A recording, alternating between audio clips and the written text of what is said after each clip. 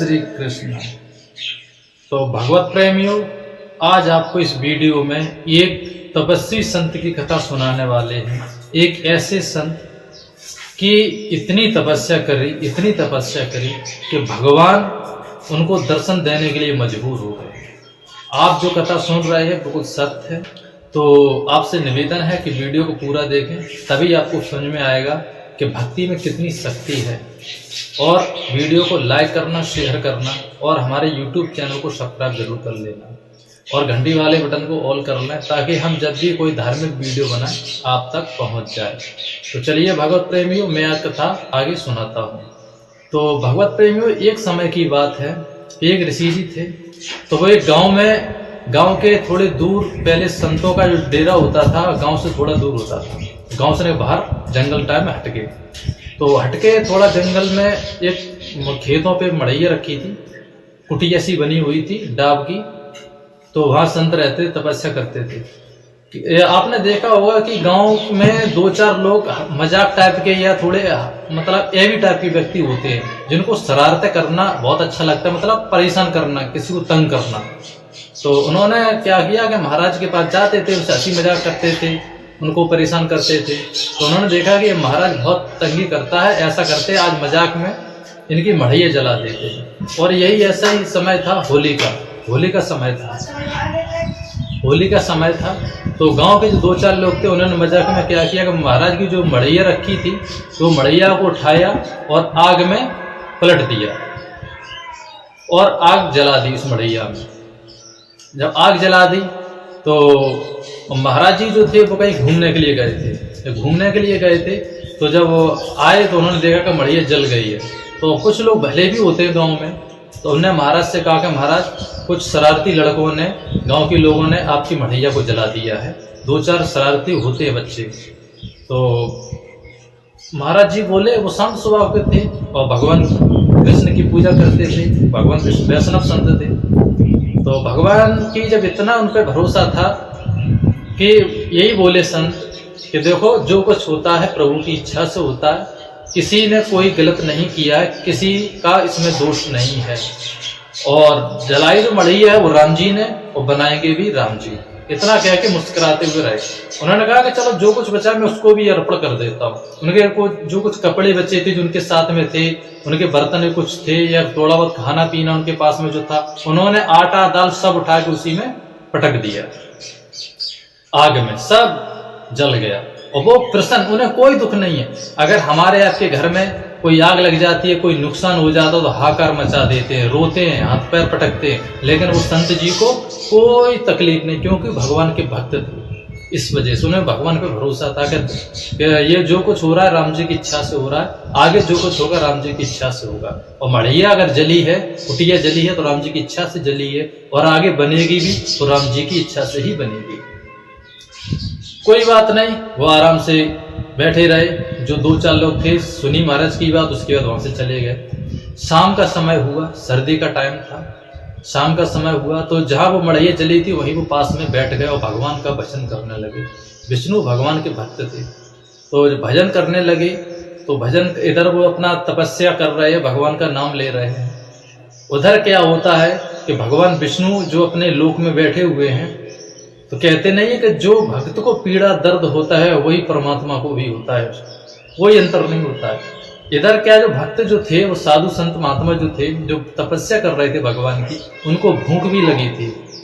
भूख बहुत तेज लगी थी उनको, क्योंकि आधी रात से ज्यादा हो गया था तपस्या करते करते। और सर्दी का मौसम, उघारा शरीर था, कुछ नहीं था, खाली एक कमर पे कपड़ा सफेद सा लपेटे हुए थे, बाकी कोई शरीर पे कपड़ा नहीं था। कोई कंबल है, गरम लोई है, रजाई है, कुछ भी नहीं था। सर्दी बहुत तेज उनको लग रही थी, लेकिन वो भगवान की तपस्या में विलीन थे, प्रभु के नाम में सुमरन में विलीन थे।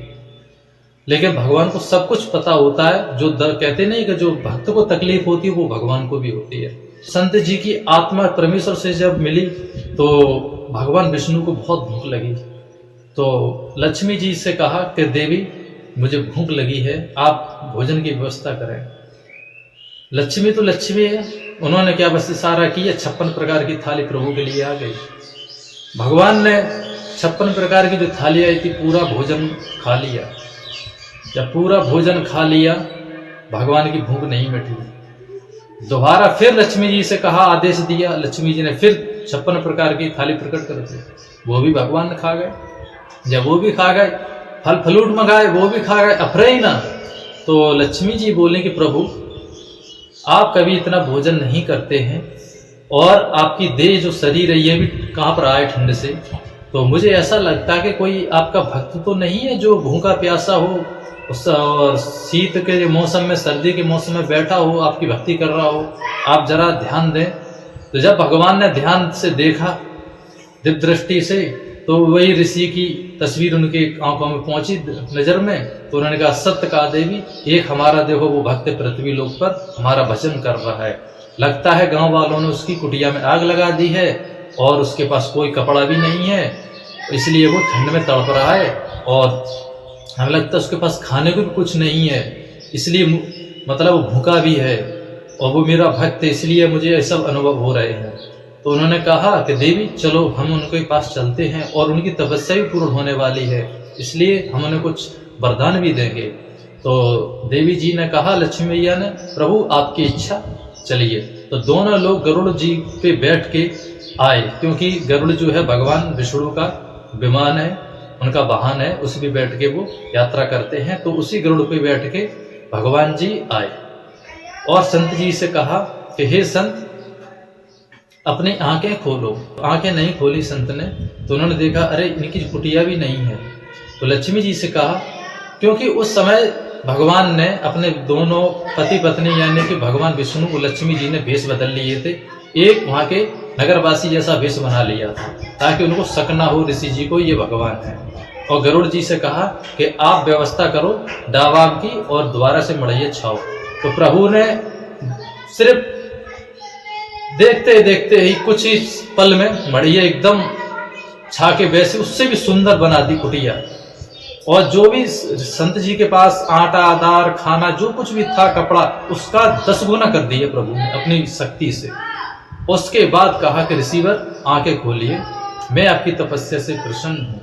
जब ये बात कही तो उन्होंने देखा कि वही भगवान का चतुर्भुज रूप मैया लक्ष्मी खड़ी हैं, गरुड़ विमान है जो वाहन उस पर बैठी हैं मैया और विष्णु जी बैठे हैं। जब ये रूप देखा तो उसकी आत्मा ऋषि की गद गद हो गई, खुशी से आंसू छलकने लगे और भगवान के चरणों में गिर गया। भगवान ने उसको अपने हृदय से लगाया, बहुत प्रेम किया अपने भक्त को। और भगवान ने कहा कि हे ऋषि जी आप कोई वरदान मांग लो।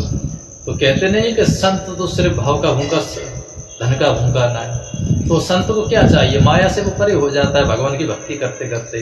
तो उन्होंने कहा प्रभु मुझे कुछ नहीं चाहिए, कोई संसारिक सुख नहीं चाहिए, सिर्फ एक ही वरदान दो कि प्रभु हमेशा मैं आपके चरणों में रहूं, आपकी भक्ति करूं और कभी मेरा जन्म मरण ना हो, प्रभु बस यही आशीर्वाद दे दो। तो भगवान विष्णु ने कहा तथा आशीर्वाद दिया। संत का वही परम धाम को चले गए संत की आत्मा, और संत का मोक्ष हो गया। तो यह भगवान की शक्ति, एक जो भगवान की कथा थी, एक भक्त की कथा थी जो मैंने आपको सुनाई है। जय श्री कृष्ण।